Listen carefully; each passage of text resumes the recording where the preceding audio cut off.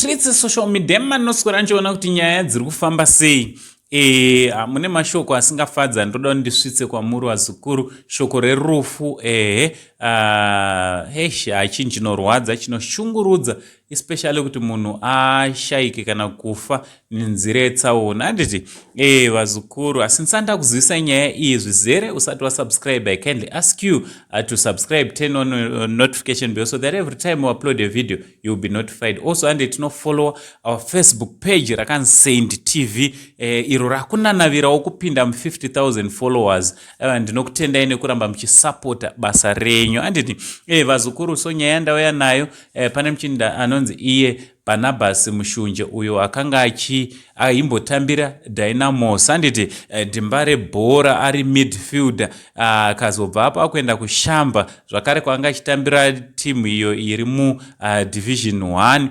Vazukuru Aita Tsaona zvinova zvinhu zvinorwadza zvinoshungurudza vazukuru. Handiti kuri kunzi iko akasiyiwa nebhazi retimu apo pavakanga vachibva vachidzokera kushamba. So asiyiwa nebhazi retimu akazodecida kutora mushikashika ubva atorawo Honda Fit vari munzira kudzokera kushamba. Kunonzi Honda Fit yakabva yaita mahwekwe dhumadhuma netrakita. Handiti vazukuru trakita iyi neHonda Fit zvichinge zvasanganidzana ikabva yava tsaona. Handiti vazukuru muchinda uyo ari kunzi akazomhanywa naye kuparire nyatwa uko kwaakanosvika ana chiremba vachibva vati aiwa muchinda uyo atisiye. Handiti chinova chinhu chinorwadza kurasikirwa nehama nenzira inorwadza kudai. Handiti tichiti nematambudziko kumhuri yekwaMushunje iyo yasiyiwa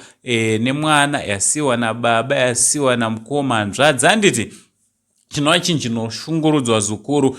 Ndoshoko randangondoyozokuzivisa zukuru. Tiwanikwe tiri tinobata maoko tinotaurawo mashoko enyaradzo kuhama dzasiyiwa nehama iyi. Handiti nevese vanga chishanda navo vanga chitamba navo nhabvu vakambotamba navo vakabata navo zvakanaka. Aiwa tinoti nematambudziko. From Uncle Saint the only Zim Uncle ndoshoko randati ndoye ndizokuzivisai muzive kuti zviri kuitika tichiti much love.